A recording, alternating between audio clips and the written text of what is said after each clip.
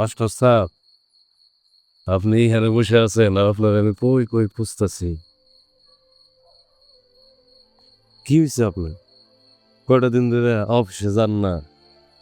আপনি যদি পোস্ট অফিসে না যান, আমার কুসুমের চিঠি আমার কে দিব?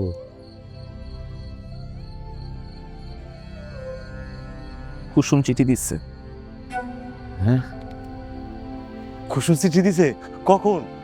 কোথায়? কবে? অনেকদিন আগে, কিন্তু আমি আপনাদের বলি নাই। অনেক দিন আগে?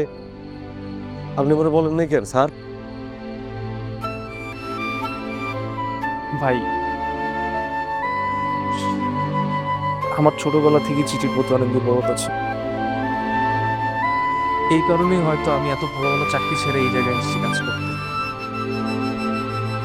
আর আমি একদমই লজ্জিত না এটার জন্য।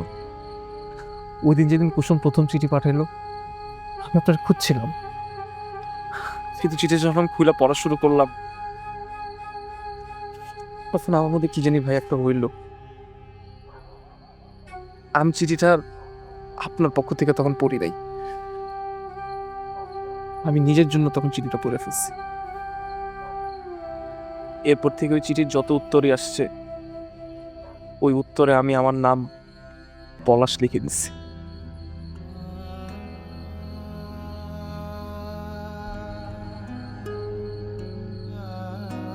ভালোই করছেন স্যার, ভালোই করছেন। কিন্তু শোনার পরে আমার কষ্ট পাওয়া উচিত ছিল, আমি কষ্ট পাইনি, আমি খুশি হয়েছি স্যার। কুসুম আমার চিঠির উত্তর তো দিছে, এই এক আনন্দ নিয়ে তো পুরো এক জীবন পার করে দেওয়া যায় স্যার। আপনি ভালোবাসছেন তারে, এটা তো ভালো কথা। সমস্যা আর কি? আমি তো তারে দেখিও নাই, জানিও না, তার উপর তো আমার কোনো অধিকারই নাই। ভালো করছেন, ভালো করছেন। আলাল ভাই, হ্যাঁ? আপনি ভীষণ ভালো একজন মানুষ, কিন্তু ভাই, আমি তো কুসুমরার খুঁজে পাইতেছি না। আমি অনেক জায়গায় খুঁজছি, কিন্তু কয়েকদিন ধরে ওর কোনো চিঠির উত্তর আমি পাইতেছি না। অনেক খোঁজাখুঁজি করছি, কিন্তু পাইতেছি না ভাই। কিসের ভেতর কি শোনাইলেন মাস্টার স্যার? পাইতেছেন না মানে?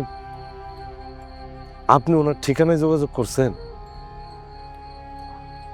চিঠিতে তো ঠিকানা থাকেই, আপনি ঠিকানা অনুযায়ী চলে যান।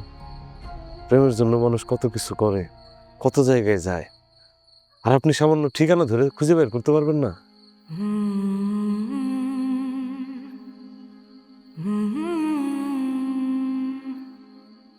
ধন্যবাদ ভাই। যান, দেরি করেন।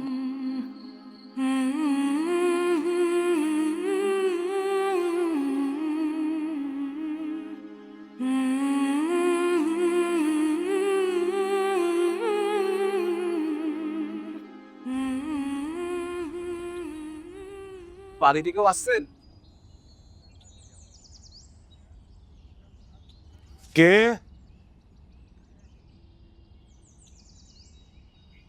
তুমি কে বাবা? তোমার তো ঠিক চিনলাম না।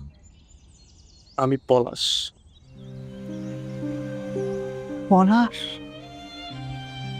তুমি সেই পলাশ? একদিন বাদে আইলা? তোমার কথা তো মেলা শুনছি। আমাকে কুসুম তো আর নাই। তোমার কথা কত কইতো, আমার লইয়া গঞ্জে যাইছে চিঠি ফালাইতে। রাতে শুয়ে শুয়ে খালি তোমার কথাই কইতো। তুমি একদিন পরে আইলা, কত জল্পনা গল্পনা তোমার নিয়া। ওর ভাই বিয়ে ঠিক করে ফেলাইলো, বিয়ার আগে তোমারে খুঁজতে গেছিল, আর তোমারে খুঁজতে গিয়াই আমার ভাতিজিরে হারাইলাম। বাবা,